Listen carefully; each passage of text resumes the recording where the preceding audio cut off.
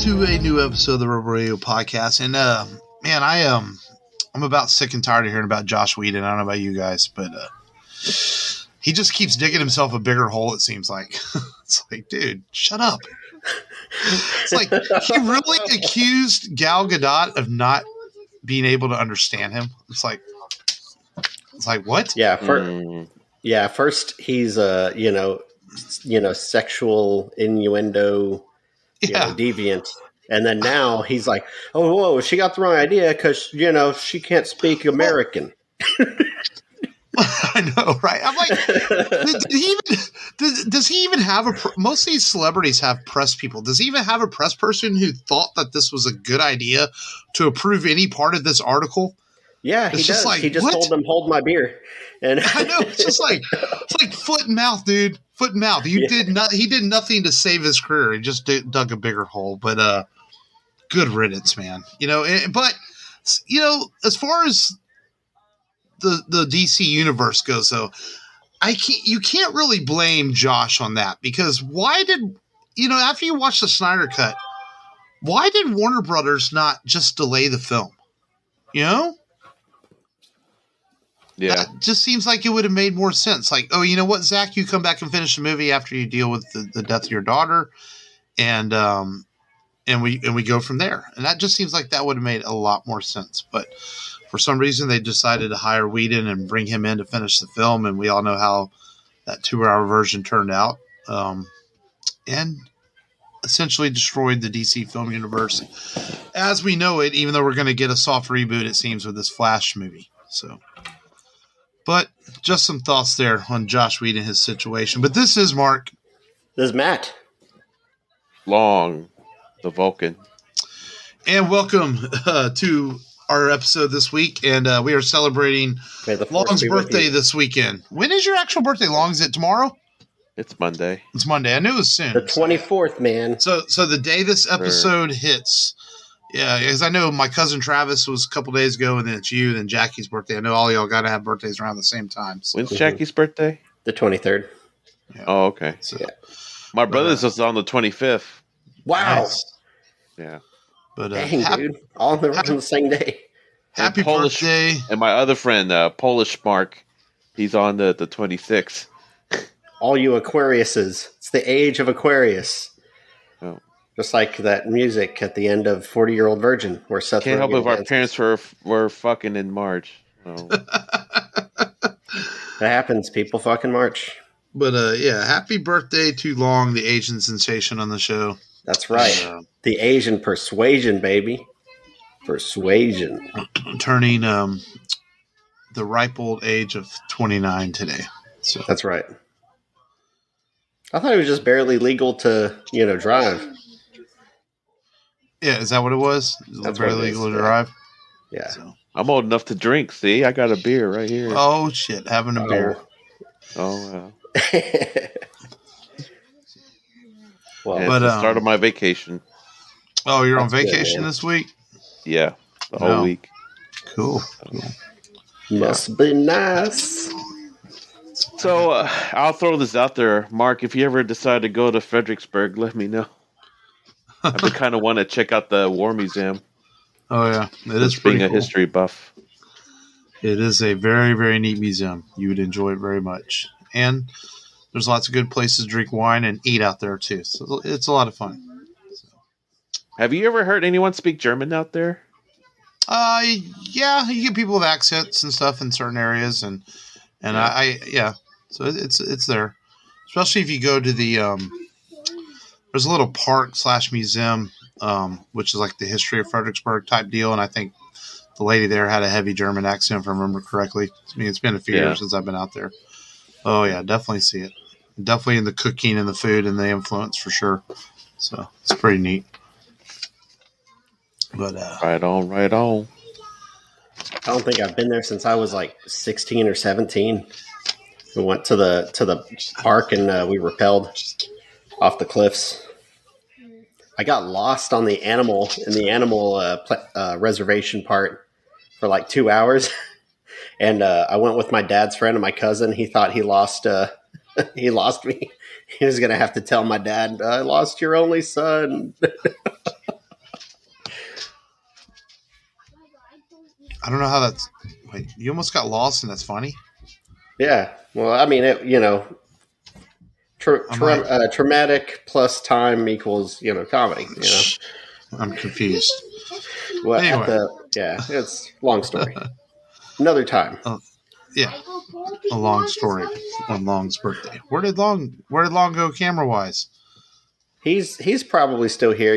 He's doing that crafty stuff. See, he must have had to. He readjusted his camera. He must have had to adjust his crotch. And Wait a minute. Oh, is it on my end that's giving technical issues? He's beginning to believe. Everything seems fine over here. Yeah, you just flipped around and you switched camera sides with Matt there. That's Jason Bourne. So, but but yeah, all right. Long's birthday. That's what we're celebrating. Yeah. Let's get into Download This, where we tell people 1 year closer to death. Well, so morbid, Long. Where we tell people we watched, streamed, and checked out or played this week. And Long, since it's your birthday week, we shall allow you to go first. But I know we all watched Boba Fett. We'll talk about that in a few minutes. I didn't watch Boba Fett, but y'all can spoil it. Slacker. I just felt, I don't know. That last one felt like a chore to me. Overfetted. I don't know. I just had no desire to watch it, but I'll watch it. I'll watch it tomorrow or something. I got all week, so no, nothing this week. Pretty boring. Really? Okay. On to you, Matt. I watched Peacemaker finally, and man, I enjoy it. I'm not gonna lie. I thought I was gonna feel like Mark, and I was like, John Cena. I felt like he's best in like small doses, and like a limited part, like a contributing instrument, to an opera or something, but not like the lead singer. But I liked it. It's funny. Whenever it first started out, I felt like, maybe it wasn't going to be that great, but I enjoy it. I think it's good. Some people I think like it more than that, but I think it's good. I'm going to continue to watch it. I think his over patriotism is just hilarious. It's almost on par as yours, huh, man? Yeah, he almost if he tried a little harder, he could get on par with me. It makes me want to get an eagle decal for my rear window or something. Eagly. Dear God. And then he's like, I don't know, it's just hilarious. Just the end of the first episode. I don't want to spoil it. I couldn't make it 15 minutes in. It was just stupid. After you get wait till you get like 25. 10 minutes of a John Cena butt joke was enough. I don't know. How long is the episode, Matt? Isn't it like 45 or something? Like 45, 50 minutes? Oh wow. I think it is long. But it ends with him singing into a vibrator. I'm starting to realize though that James Gunn's style of humor, it only goes so far with me. Like the more I watch the Guardians movie, like the less I laugh. I still enjoy the movie, the first one, because it's a really good movie. But the humor just starts to fade away. And I feel like that with James Gunn, it's just kind of like, eh.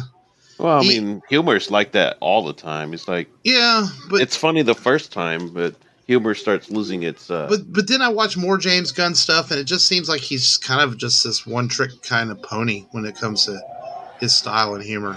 Like, let's see how violent we can be or how stupid we can be. I don't know. He's okay. I think he's a bit overrated as a director at times.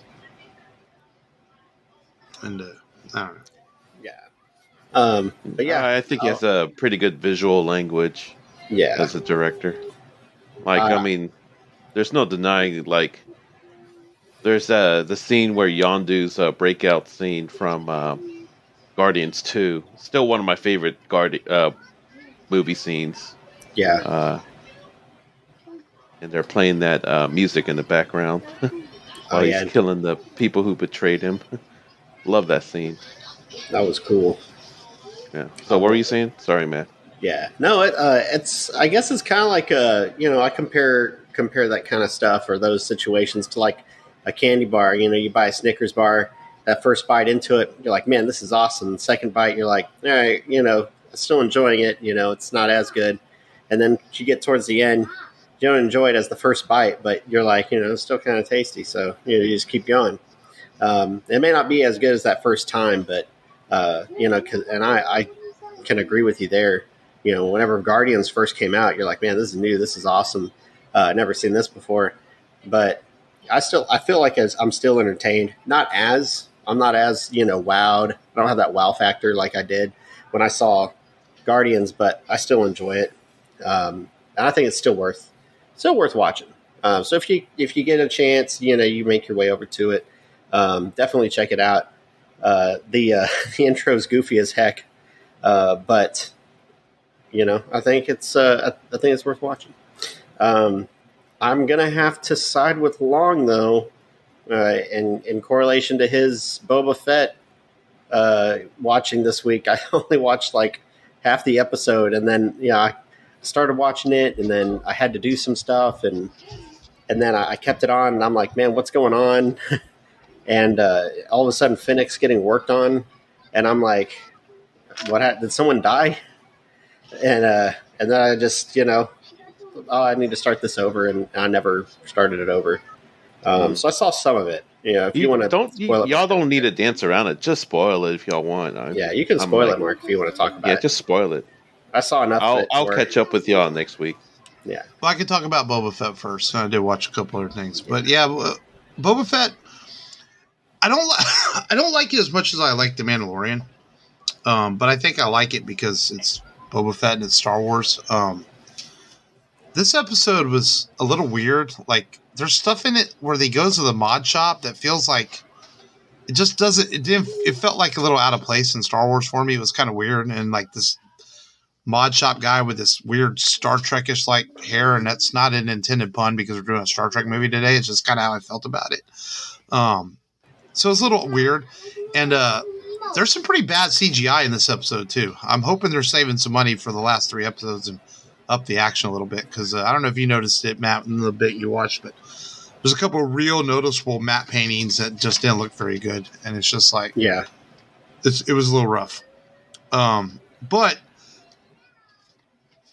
it's still a pretty good episode. I thought it was overall pretty solid, and we do get caught up to pretty much where he's at in The Mandalorian to an extent with this episode. So hopefully we can move on to the present day storyline instead of all these flashbacks. But I do like how they connected the dots and how he got out of the Sarlacc pit to how he got to where he is now. I think that's kind of cool. I think it's an important story to tell in Star Wars canon and to have that told. So I think that's pretty neat. And so we'll see where it goes from here. 3 more episodes left, see if it finishes strong. And they give a strong hint that we could get a cameo from the Mandalorian himself. I don't know if it's going to happen or not, but they sure hinted at it at the end of the episode. See, now what I like about the Mandalorian is that each season, everyone had clear motivations. The Mandalorian at season 1, he's trying to stay on top of people hunting for Baby Yoda at that time, right? Yeah. And then season 2 was him trying to figure out, basically go on this quest and find out what kind of baby, where this baby come from and all that, and try to find them a safe haven, right? Very clear direction, but someone put it accurately about the latest episode of Boba Fett, and it was like, Boba Fett can't make up his mind whether he wants to be a crime syndicate or a union. Or a work union, Yeah. Yeah. That's the gist of Lower it. your So prices. yeah. And it's like, that's the key thing. If you want an audience to care about a character, you 90% of the time you gotta understand the character's motivation, their one goal, right? And in this one, it's very muddled. Yeah, he wants to rule over town, but as a crime lord or as a benevolent mayor, what's he trying to do? Right. Or Yeah. who knows? wants to be the godfather of Tatooine. But we'll see. Yeah. I mean, not everything could be hits. Yeah. And so far, we've had The Mandalorian so far as a Star Wars TV show, and then Obi-Wan's coming up. So, we'll see. We'll see how that stacks up. But I think Dave Filoni is heavily involved in that one. So you don't see Filoni's name in. It's mostly a Jon Favreau show at the moment. Mm-hmm. Yeah. But other than that, I finished Cobra Kai season 4. It ends strong. I will give it that. As much as I last week said I didn't like the season as much, the last 2 episodes are really, really solid. So it did end well, with a little twist at the end of the season. I'm not going to spoil it yet because it's not quite a month old. I want to give people time to watch it. I know Long hasn't watched it yet, but the twist at the end of the season was a bit of a surprise. So I was like, that's kind of cool. So we'll see where they go with that. But it definitely redeemed itself for the rest of the season. The last 2 episodes are really good. I'm digging a little deeper into Yellowstone still enjoying that. And then I actually watched, maybe not it's a movie that we would necessarily cover on this show, but I sat and I watched In the Heights. Because I do like a good musical every now and then. And it's actually pretty well done. A lot of really good songs, a really well choreographed film, and tells a good story too. So it's on HBO Max, and I can see what Warner Brothers saw in Leslie Grace. I think she's going to make a really good Batgirl now that I've actually seen her in something. Definitely has a lot of charm to her, and she's in the film and very, very talented. So we'll see how she does as Batgirl. And the girl from Scream 5 is in that film, which I almost forgot about. Yeah, she's just kind of getting started with her career. She's really good in the movie too, and she's smoking hot. Good Lord, yeah. She plays Vanessa in The Heights, and she's really good. But actually, it was a really good movie. Actually, I was very entertained by it. So I do like a musical every now and then. It's kind of maybe a dark secret of Mark that I do kind of like musicals. But it's funny though. I like more modern stuff. Like I can't watch like musicals that were made like in the 50s and 60s. I find them kind of a little bit. I don't know. Like Singing in the Rain. I know it's a classic, but I can't get into it. I like more. I like more modern musicals with the more fancy choreography and things like that. If that makes sense. But I don't like them too weird. Like I didn't really care for Moulin Rouge all that much. I thought that was all right. It's more bizarre and. But I do like some of them. The one that's directed by Baz Luhrmann. Yeah, I didn't like that one all that much. It was okay. But I really enjoyed The Greatest Showman a couple of years ago when it came out. La La Land was pretty good except for the ending. I just didn't like the ending of La La Land. Just because I don't know if you guys saw it, but like La La Land, the whole movie is about these 2 people who try to come together and have a relationship, and then it ends very like they end up not together. So I'm sitting there, I watched it, and I remember I was still married at the time. I watched it with Mary. We're both like, did we really just watch 2 hours for them to not end up together? We're like, this sucks. It's like, and it was just like, who the fuck wrote this shit? Because the whole movie's pretty happy and everything, and all of a sudden it ends, and it's like, wait a minute, what just happened here? It was like a complete 180 at the end of the film. And you're just like, oh, that's stupid. It's like, But I'm trying to think. I think that's really all I watched this week, though. So. But it's amazing, though. I actually got a movie. It's amazing, though. I got a movie watched on top of watching the movie that we're fixing to talk about. I'd rarely have time to do that, but I did this week. Yeah. So. I'll throw in my little Scream bit. I did see it Saturday. It's a requel, kind of like Abrams' 2009, Star Trek. You got one original cast member, and Star Trek, but this one you've got the big three. You got Sidney Prescott, you got Gail Weathers, and you've got Officer Dewey or Dwight, depending on your relationship with him. I'm not going to spoil it, but they are, they make sure no one's off limits. And I feel like it's something Wes would approve of. Rest in peace, Wes Craven. If you can go see it, go see it. It had a good opening weekend compared to its predecessor, Scream 4. It's doing well overseas. And but is it doing well because it's good or doing well because there's not much else out to go see? Because I have not heard very much positive about it at all. Well, most people are pretty disappointed with it. Yeah, I'm in a horror group, and it's like 70-30 in my horror group. 70% are like, you did the series well. It has what made the original good, which was it was a little satirical, but not in a funny sense. In a serious way, like the original Scream was. You don't say "I'll be back." You don't have sex. You don't investigate a strange noise out in the woods. What was that? And you have a lot of that annotations. I mean, nothing's going to be as good as the original, but it has some things I don't like in there. There's a lot of, well, maybe it's you, or maybe it's you kind of stuff in there that kind of will throw you off and kind of, screws with the overall quality of the film. But I think it's a solid B. I'm not saying it's like A+, man. It's great. You got to go out there, but I don't know. You're the guy who spent $20. You're the guy who spent $20 on the bad Resident Evil movie. So I don't know. I don't know if I can trust you. I had to see it. You're getting too desperate in these COVID times for entertainment. And I was harsh on the Resident Evil film, just like most people were. There's some people that were like, "Oh, Resident Evil's so awesome." I said, "Dude, other than looking like the game, it's just." That's all it was. I guess. But, that's my opinion. Let's get into today's featured film then, because Long looks like he's ready to talk about it. And stay tuned. We are debuting a new segment today. The top 5 is officially retired, as we did at the end of the year.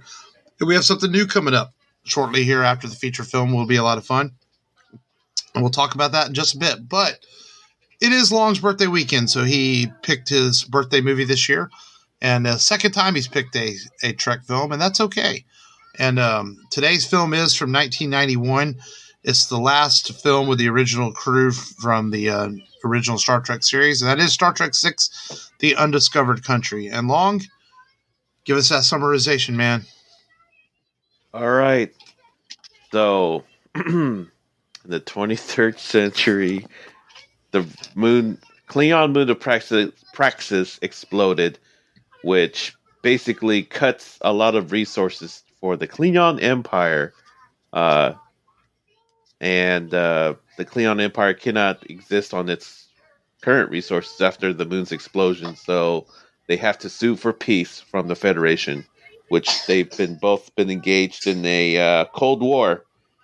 And the shoulder responsibility to broker this peace has been given to Captain Kirk and his crew to meet with Chancellor Gorkin, the leader of the Klingon Empire.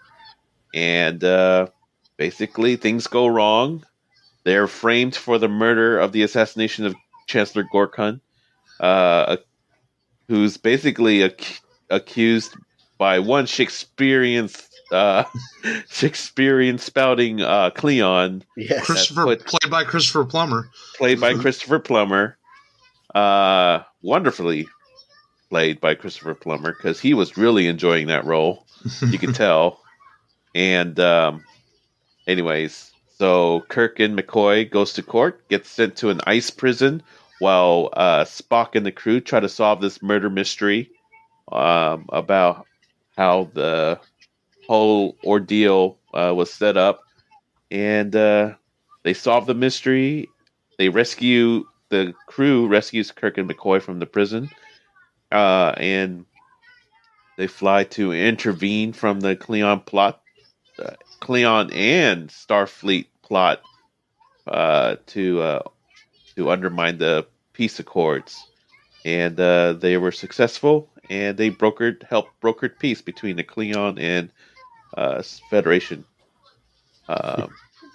and then they, I guess, sailed off towards the sunset or towards the star. Yeah. But not to get lost in translation, Captain Sulu's, ship also assisting. Mm-hmm. Yeah. Yeah. Yep. Yeah. I actually saw this in theaters when it came out. My dad was a big Trek fan, so we usually saw all the Star Trek movies. So I saw this in theaters, and rewatching it this week. First off, you mentioned Christopher Plummer and his really doing well. Actually, this for a Star Trek film, this whole movie's actually acted pretty well. Even William Shatner, he's actually pretty good in this. And we know Shatner's not always known for his acting chops, but he actually delivers a pretty solid performance in this movie. And which was one thing I noticed right away. I was like, man, they really felt like, I think that they knew this was their last hurrah, and they really wanted to go out with I don't want to say with a bang, because that doesn't sound appropriate, but just with a really solid film. And that's exactly what we get with Star Trek VI: The Undiscovered Country. Is a very solid Star Trek film. And I like the fact that you don't have to have seen the other ones really to know what's going on in this. It tells a good story. You just have to have some slight familiarity with previous Star Trek things, to know, but that's all you need. And I think that's what makes this film very accessible. And some cool space battles with special effects that I thought still held up pretty well for 1991. Just good, a good story. I think assassination plots and murder frame stories always work well in film, whether it's a science fiction film or an action film. So I want that Gabby toy. Thank you for the interruption, Waverly. Okay, go. Waverly wants her Gabby toy or something. I don't even know what she's talking about. That was unexpected. Yeah, and it's just a great. Also, there's so much. This is such a dense film to me. I mean, it could be about the political climate. It is an allegory. When the Berlin Wall fell, this was a main inspiration for the film, and basically the fall of the Soviet Union.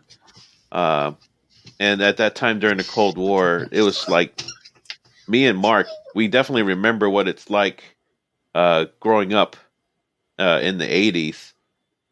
Because it was like, USA versus the Soviet Union or the USSR, and we were living in like a fear of a nuclear exchange. Yeah, man, you name it, from weightlifting competitions. That's how the U.S. created Diana Ball, to Jenner, beating the Russians. I mean, it was always competing with the Russians, right? Yeah. That I was a '90s kid. I wasn't an '80s kid, but. I always heard about it. Yeah.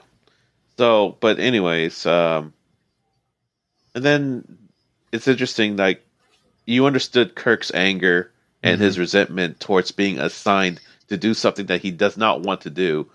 It's very clear he does not want to be brokering the peace at Spock's behest, because Spock is like, hey, this is an opportunity to etch your name in history, and Kirk did not want to have anything to do with it. And of course, Spock is partly responsible for the whole ordeal too, and he was kind of like, I guess, overconfident. If that's the right word. And then he was humbled in a way too, because he had an apprentice in the film, Valeris, which he was going to pass the torch to her. And Vulcans have a lot of emotions. They have to suppress their emotions. It's not like they don't lack emotions at all. And it's just the scene where you had to forcibly mind meld a mind rape in front of the crew. I mean, it's a very intense scene.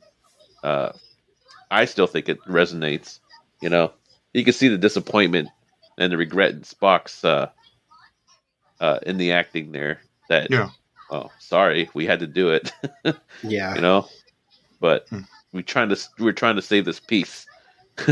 But it's kind of funny that that scene where Spock was telling Kirk about they're going to do the mission in the meeting room, after the big meeting room, and he said it was a Vulcan proverb: only Nixon could go to China, right? Yeah. Did you understood that reference, Matt? Well, I know it was during the time whenever the U.S. and China had no relations in communist China, and It's the thing, yeah. And yeah. Nixon was so anti-communist, right? Mm-hmm. He was so anti-communist, and the best diplomat to be brokering the peace is not the person who wants peace the whole time, but someone he's staunchly anti-communist. Like, why is this anti-communist person, trying to sue for peace? But it makes them listen. It's like the biggest enemy. Okay, wants to broker peace with us. Okay, that sort of thing. That's why they chose Kirk. But anyway, I'm going on a tangent on this. But no, it's a good tangent. Yeah, but and also, man, I actually got more interested in Shakespeare because of this movie. Very, very Macbeth. Yeah. Yeah. Well, yeah. It's just a whole. They picked a whole. Yeah. This probably is mostly from Macbeth. Some from Julius Caesar. Some from Macbeth. Some from King Lear and all that. But yeah, Christopher Plummer. He's a scene stealer in this movie, and I never usually see him this animated since this movie. He wasn't even this emotive during Sound of Music. Yeah. I mean, because I've always, Christopher Plummer, great addition. And also he's in Scream 2, like the second Scream, as a professor. Yeah. Oh, okay. And then there's David Warner playing Chancellor Gorkin, and But y'all think of that the state-of-the-art technology of the floating Klingon blood. Oh yeah, that was very, very cartoonish to me. But I think they were trying to avoid like an R rating, right? Yeah, they had to reanimate it a certain way, and that's why. Well, they had to turn the color pink. That's right, instead of red. Yeah. First, it was like purple, and then they settled on pink or something like that. Yeah. They went through a few colors. But it's realistic. That's how liquid floats in 0G. Yeah. So, and bubbles. So, yeah. And, the director of this movie also directed Wrath of Khan as well. Yeah, that's why 2 and 6 are definitely good. I was actually debating whether we should do 4. Is that that's something a little bit more lighthearted? Yeah, the Journey Home. The voyage home with the humpback whales and stuff. Yeah, and they help everybody improve. Like they go to like some industrial businesses and help them improve their mechanics and stuff. Christopher Plummer was not in any Scream films. Wasn't he in the second one? No. What am I thinking of? And but the only problem with doing 4 is you would have had to do 3 first, because that's like that mini trilogy where 2, 3, and 4 all kind of go together. Yeah, very, very. I actually like 3, but I know 2 and 4 are 2, 4, and 6 are considered amongst the best of the original trilogy. The odd number ones 3 always was very watchable. Yeah. And the odd number films always kind of get crapped on, and 5. David Warner, not Christopher Plummer. Oh, and, there's a big difference. But 5 almost killed the franchise completely. But the success of The Next Generation is kind of what allowed this film to get made, because Next Generation was so successful that Paramount believed there was still an audience for Star Trek, and they brought Nicholas Meyer back, and they said, okay, let's give the original crew one last shot. And they made this film. They also had the Next Generation cast member playing his Michael Dorn plays his grandfather. Yeah. So the success of Next Generation helped out a lot in getting this film made. And I'm glad it did, because you imagine the original crew ending with Star Trek V, because that is just not a good movie. It's very hard to watch. So it's glad that they were able to make the Undiscovered Country and bring them back for a final send-off.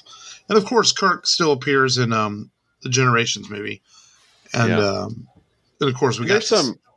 Yeah, and there's some humor sprinkled about this film too. Mm-hmm.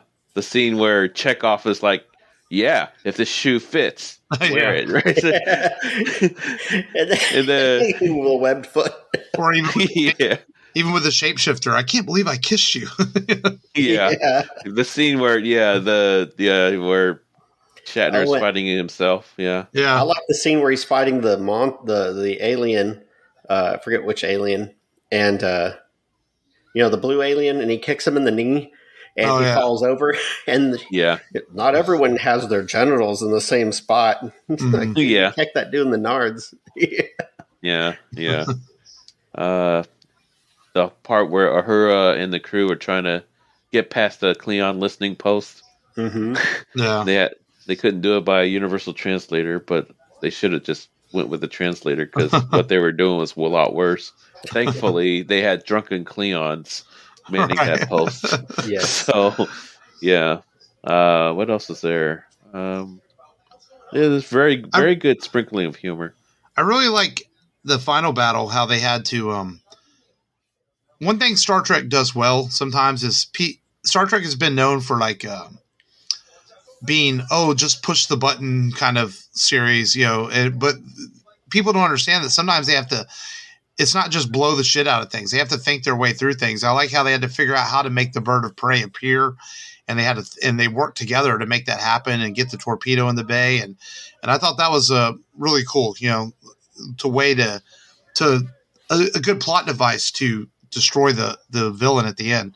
And I think that's just smart writing, because sometimes in space films, it's just like, let's blow the crap out of everything, or Michael Bay films or whatever. And, McCoy had the best line. McCoy had the best line in that battle scene too. You could hear Christopher Plummer quoting Shakespeare in the PA system, and you hear McCoy. McCoy and Spock, they're working on. Will he ever shut up? Yeah, I pay him money if he shut up. Yeah. I always liked McCoy, man. He's always been kind of like my underdog favorite character, and then Carl Urban did a great job with him too in the new crew as well, but I always liked DeForest Kelly's McCoy.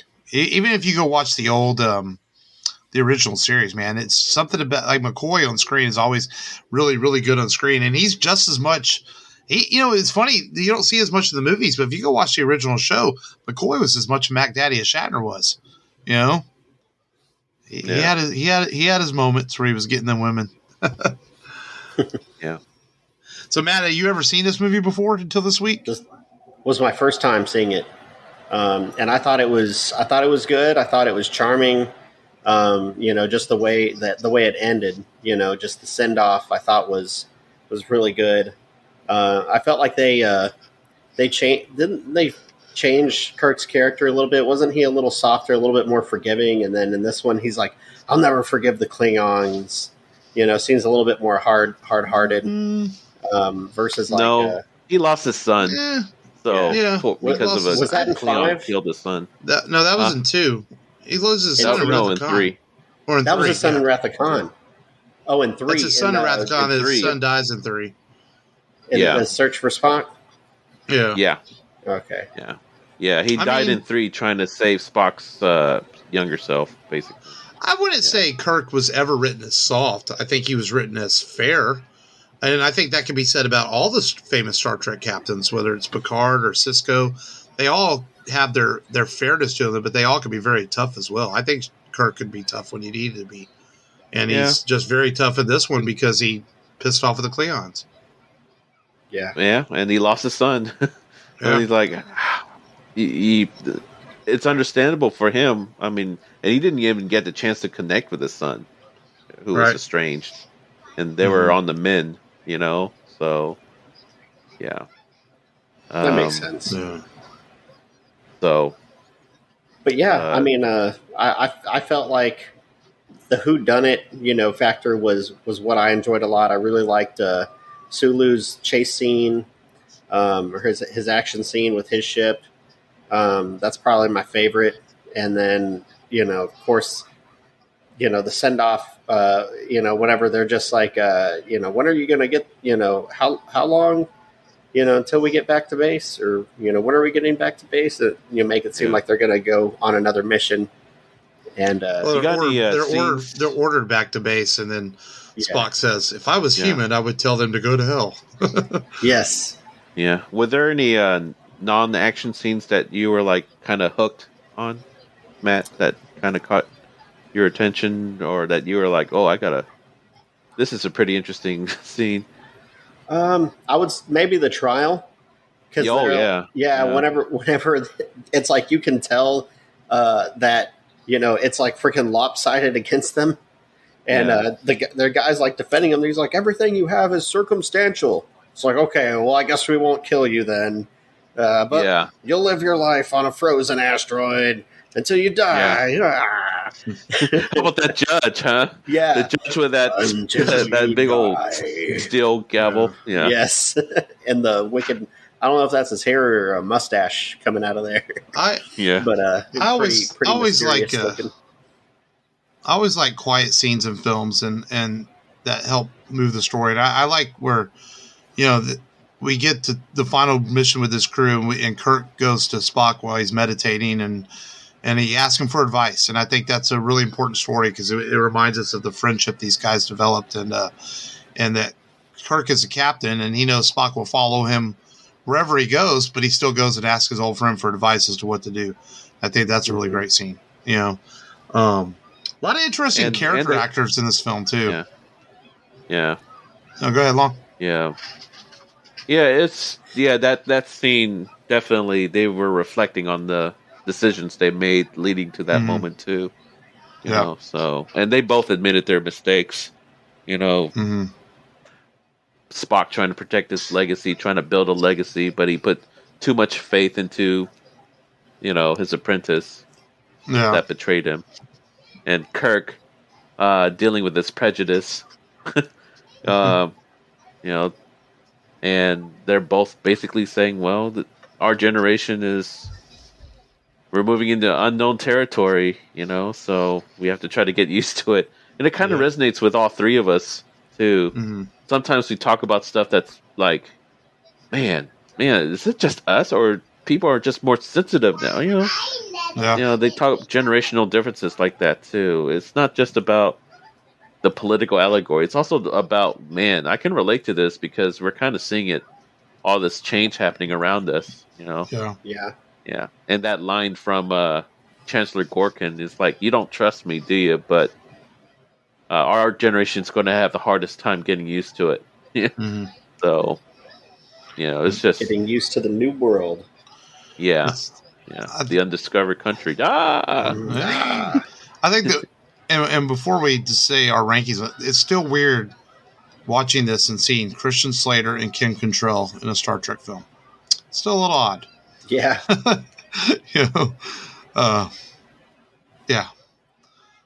A lady who would go on to be very popular in Sex and the City, and Christian Slater had a pretty solid career too. I knew Kim Cattrall from Big Trouble in Little China. Oh yeah, with just a more ridiculous movie and Mannequin. Yeah. No, she had a good.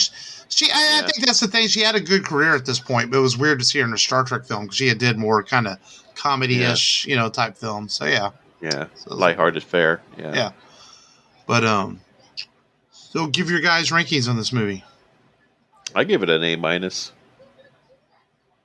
Yeah, A-. I think so too. About A-. It's not, if you take the original films, Wrath of Khan is considered the pinnacle, which is a really great film. And then 4 but this is A- easily. It's a solid film. I think it would have been a little bit better had they not reused sets from Genesis. You could tell in some of those scenes it kind of looks like a made-for-TV set. But, they I know they weren't doing much with the budgets at that point, so it's hard to... Yeah, they were working with a very shoestring budget because of 5. Yeah. Yeah. So. Yeah, I guess I didn't notice it too much. I mean, it seemed fine to me. Yeah, it looked all right. Yeah, lighting definitely does make a difference. Yeah. Yeah, so that's sure it hides a lot of stuff. But good birthday pick, Long. That was a good movie to watch, man. Yeah, good one. You did well. I was thinking about Tropic Thunder too, but no. And I would have vetoed that one like with a fucking hammer. It would have been hard for Long too, because he would have had to see Tom Cruise in the fat suit. Anyway, that's 30 seconds too long on that movie. 30 seconds too long. So let's all right. So let's get into our news segment. A few years back, we had Long and I had a podcast idea, which was a really good one. And it only went 2 episodes, not because we didn't put effort into it, but Long was going through some stuff in his life at the time where he had moved back home with his folks, and so the podcast just sort of died after 2 episodes, and that's okay. It's just things happen, and we didn't have all this Zencastr technology that we have now a few years ago, and we called it Duel of the Nerds, and it was basically a debate show where me and Long had a topic and we debated it, and we had fun with the couple episodes we do. So we're bringing back Duel of the Nerds as a mini segment on this show, where we will have a topic each week, and one person will be the host for that week who gives the topic, and he will be the judge as well. And the other 2 hosts will debate the topic. And they each have 3 minutes to give their thoughts, and then they'll have a minute to rebuttal afterwards. And I will be the judge this week, and the winner will go on to play again next week, and the loser will get to pick the next topic. And we will tally the votes up for the end of the year to see who wins. And if there happens to be a week where one of us isn't able to record that week, we will just skip the Duel of the Nerds that week, and that's okay. And it doesn't happen too often, but it could happen now and then. So this is our first Duel of the Nerds for the year of 2022 as we're bringing this back. So we'll see how this goes. And the topic today, we are staying with the movie that we talked about today. And it's going to be the original crew of Star Trek versus the Kelvin crew. And if people don't know, the Kelvin crew is what they call the Chris Pine, J.J. Abrams timeline, which I'm still not sure where the term Kelvin came from, but it is what it is. The Starship. USS is it Starship? Oh, okay. Yeah. So, yeah. I didn't know that. I just saw that's what it's called. So, man, I don't remember. Who did I give the Kelvin crew to? Me. Matt. Yeah. Okay, Matt has the Kelvin crew. Long has the original crew. Crew. And Long, I think, gets to go second because it is his birthday. I think that's fair, so he can hear what you have to say first, Matt. And Matt, you're on the clock. All right. So, first of all, I mean, how do we gauge what a film, what a great film is? We look at how long does Matt have? 3 minutes. We have the box office. He doesn't have to use the whole 3 minutes. Yeah. Oh, we have the he's going to go 5. We have the box office, baby. If you adjust for gross, man, this film is not only the most successful franchise with just 3 films versus 6, it had the most grossing single film out of all 9 that we're talking about today, baby. So, most money, man, and the hottest people, man. I mean, look at Zoe Saldana. I mean, look at Admiral Marcus's daughter. I'm not familiar with the actress's name that played her, but you got hotter chicks. I mean, I didn't see anyone outside of Cottrell, in this last film that I just watched that was bangable. And then other than that, you got lens flare everywhere. Who doesn't like lens flare? I mean, it kind of reminds you of Star Wars, which is, sometimes what you might rather be watching, depending on what Star Wars film or Star Trek film you're watching. Most notably in the other argument we're about to hear, the films in that, in that group. And then they use fucking Beastie Boys as a weapon. They use sabotage as a weapon. Did the original crew do any of that? I don't think so. I mean, 9 times out of 10, if I'm going to watch a Star Wars film, it's definitely one of this group. So a Star Wars film, a Star Trek film. Sorry, I screwed myself up by mentioning Star Wars, so now I'm tongue-tied. So we got more money, more babes, more lens flare, Matt. And more badass music. Series and franchises. I know, man. He fucking man. You have a minute left. You have a minute left if you want it, or are you passing on along? You know what? I will also say for the other side of the team, who would you rather do? James T. Kirk or Chris Pine? You mean William Shatner? William Shatner or Chris Pine? You want to do the Priceline negotiator, or you want to do the next Tom Cruise? All right, that's right. I went there. Hey, his airplane tickets, his cheap airplane tickets helped me get laid once. So they would. You would use Shatner. All right, is that it, Matt? You got like 25 seconds. Yeah, that's about as fun and concise as I can make it. All right. That's Well, great. all right. Long, bring it, man. All right. Well, the original crew was the first ever multicultural crew portrayed on television. So audiences have never seen that before. Also, they broke TV history, broke new ground by having the first interracial kiss on TV between an African American and a white actor. They had a shoestring budget to work with, so to make up for it, they had to have quality storytelling and acting to overcome a shoestring budget that they were given. Also, under the threat of cancellation in the third season, with even worse scripts to work with. And you had William Shatner's interesting way of acting. That's quite memorable. I mean, it's always parodied easily. What is this? Or something. I must get away from the Klingons.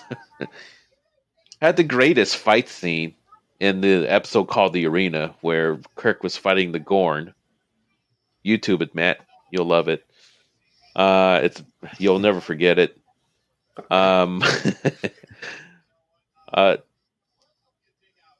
They managed to have 6 movies versus just 3. They had so they had 3 more movies, and then Shatner also was on Generation, so that's another movie under his belt. That's Captain Kirk. How many? 7 times as a movie captain versus Pine's measly paltry 3.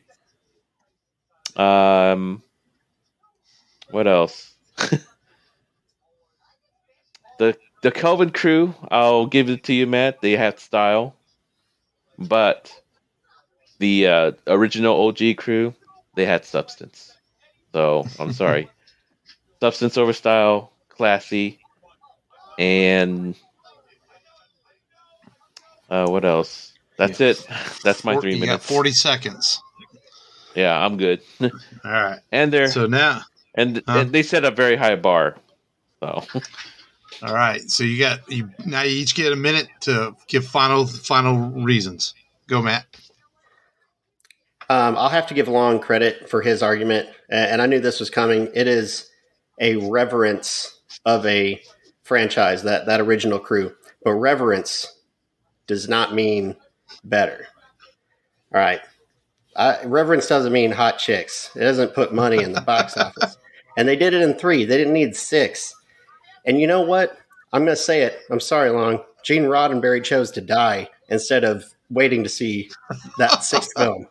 He's like, you know what? I'm just going to go. Chose to die? Are you an idiot? He decided. He's like, you know what? The dude was battling cancer. He didn't have a choice in it. Haven't you ever seen Rocky V? The great Burgess Meredith said, "You don't die, you choose to stop living because you keep losing and losing." And because I only choose my time to watch good Rocky movies. He lost in the first one films 1, films 3, and films 5, and he's like, "Your 1 minute is up." Yeah, your 1 minute is up. Long, come strong. I have to use the resolve of a Vulcan to try not to reach into that screen to choke Matt. So here's my Vulcan salute right here. No, I don't need anything else. No. But anyways, my Vulcan salute was a middle finger in case people didn't see. Can't see on the Zoom. But anyhow, man, Shatner got laid more than Pine did. So, sorry, Yeah. the video evidence is there. And, yeah, and you can't beat Leonard Nimoy as Spock. The dude had a very booming voice. Which is why What he is was it? in both franchises. Right? Yeah. But you hear the modern Spock, he's all kind of like Jesse Eisenberg-like. So, no, doesn't hold a candle. Your sorry. 1 minute is up, Long. All right. That's it. Man, so you guys both gave some interesting arguments there. Matt, you almost lost me at the beginning there with the box office. You know, Martin don't give a fuck about box office. You can play the argument. You can play the argument with me. You're gonna be like, It's fluff. That's why I didn't make it the whole argument. But I think this comes down to those last 10 seconds, and that was long, man. Throwing the Spock out there. There's nothing greater than Leonard Nimoy as Spock, man. I just and that adds to the reverence of the original crew and the importance of them in history and pop culture. And I was hoping that you would have brought on some, you would have talked about Spock and how he tied in the crew and Benedict Cumberbatch's version of Khan. But you left all that out, man. You didn't really compare the crew to the original crew like Long did. You wanted to come at me with box office numbers, and so I got to declare Long the victor in week one, and it's not just a birthday present to him. He got you. Y'all were both great, but Long got by a slight edge, and man, y'all did awesome. This is going to be a fun segment. I think it's going to be really great throughout the year. And Matt, I taught Ben Shapiro everything on how to debate. but Matt, that means next week you get to pick the topic and let us know by Wednesday so we can prepare for it. So you'll be the judge. I'll be the judge next. No, Matt will be the topic picker and the judge. Winner continues on. Yeah, winner keeps playing. Right. So you could be playing every week. Huh? You could be playing every week Long. Who knows? What's the prize? We haven't decided yet. Or maybe the other person's got to take the winner to a movie of their choice. Either that, or buy it. The winner will get a 6-pack of beer from both of us or something. There we go. We'll figure it out. That. Yeah, something fun. Well, let's do a little bit of news before we preview next week's film. We're going to stick with Star Trek, and man, they released a trailer for Picard season 2, and it looks really great. Actually, I was like, they're bringing Q back, and of course, Whoopi Goldberg's character is coming back. I don't know why I was that fucking Oprah. Guided, I couldn't think of her name, but a cool trailer, man. I really enjoyed the first season of the show, so I'm kind of looking to see where they'll go with that. And it's coming out in March on Paramount Plus. Mary Elizabeth Winstead has joined the cast of Star Wars Ahsoka. Which is cool. There we go. She's always like her and stuff. She's a good actress. So I need to see her action film. Yeah, so I'm gonna on Netflix. Oh, I watched that. Yeah, that's good. Is it? Oh, okay. Yeah, it's pretty good. Yeah, I What's talked about Milk Powdered Milkshake or something. No, like that Gunpowder Milkshake is that's Karen Gillan. Nebula. It's Nebula. Yeah. Hers is God. Oh, I'd have to. Man, now you're gonna make me look. With Woody Harrelson, right? Woody Harrelson. In yeah, I watched. I talked about it on Download This a while back. She's like a sniper, right, or something. She takes out like. She's like an assassin, and she plays a more violent huntress. Mm-hmm.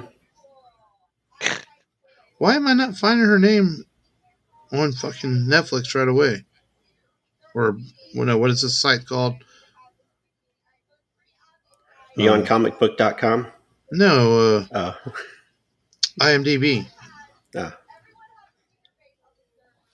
As long as it'll make me look up Kate. That's the name of the assassin movie, Kate. So, yeah. So she'll be in Star Wars. That's cool.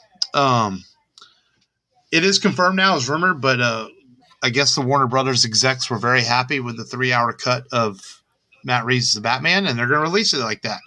2 hours and 55 minutes with 8 minutes of that being credits. So the movie's about 2 hours and 40 minutes or so. I'm all for that, man. You know, if you're going to make a film, give us the whole thing. Don't cut it to pieces. And it seems the Warner Brothers execs were very happy with the film, and they're going to go ahead and release the full 3-hour cut of Matt Reeves' The Batman in theaters, assuming it doesn't get delayed on March 4th. and Robert Pattinson seem to confirm that we are, because he heard the fans talking, no, we don't need to see the origin again. And he said that the origin is told in the film, but he said it's done in a way that you haven't seen before. And he said, he's kind of saying, hey, just give it a chance, guys.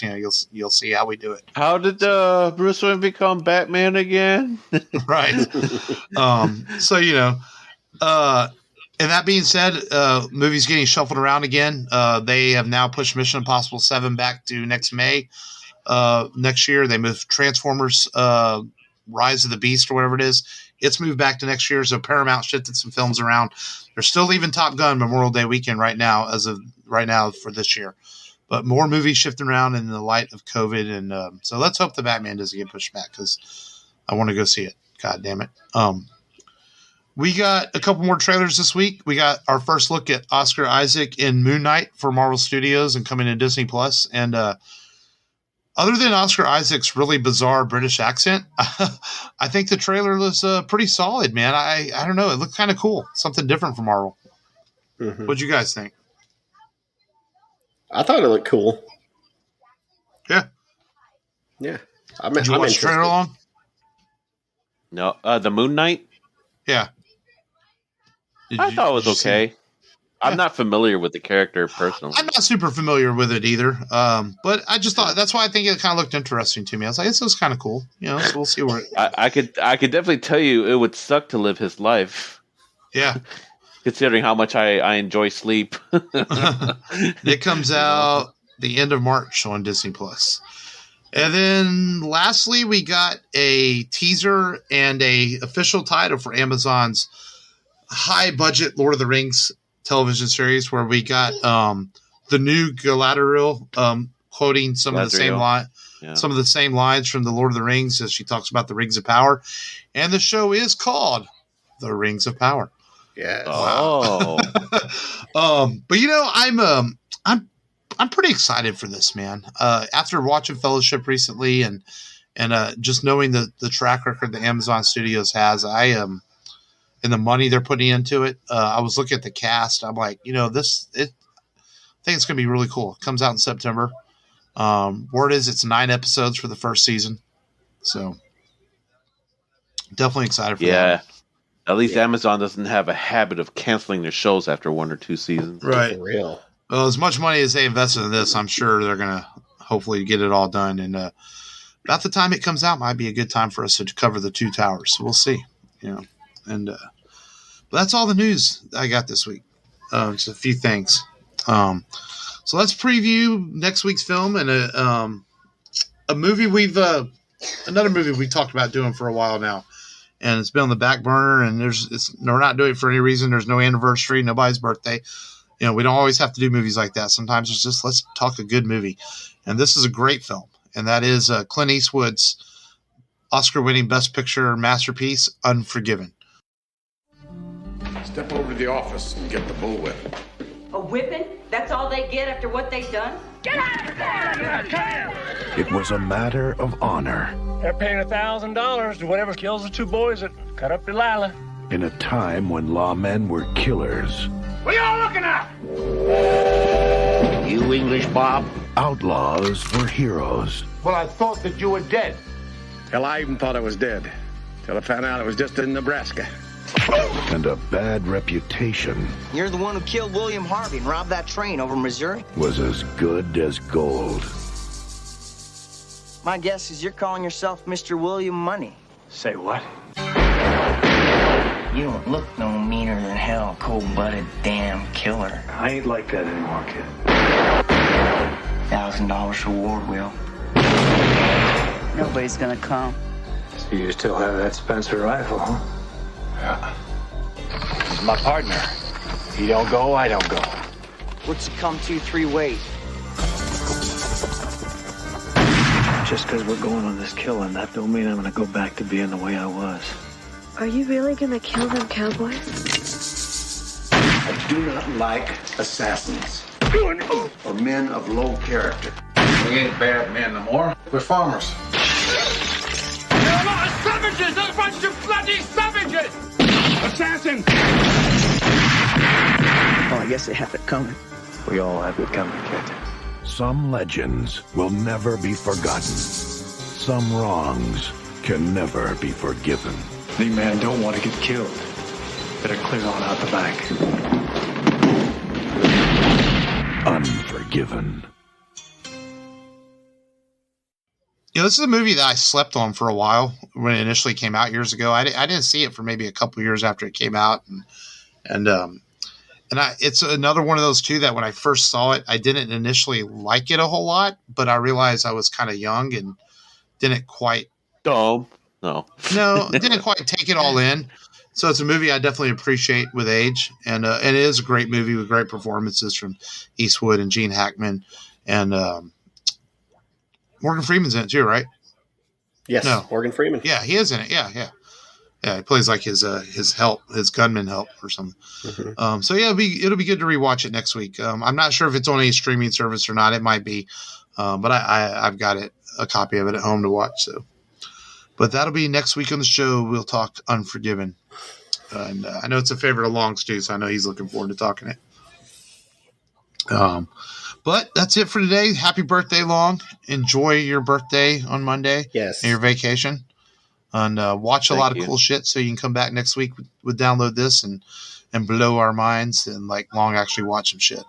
So Cobra Kai, man. And, Cobra Kai.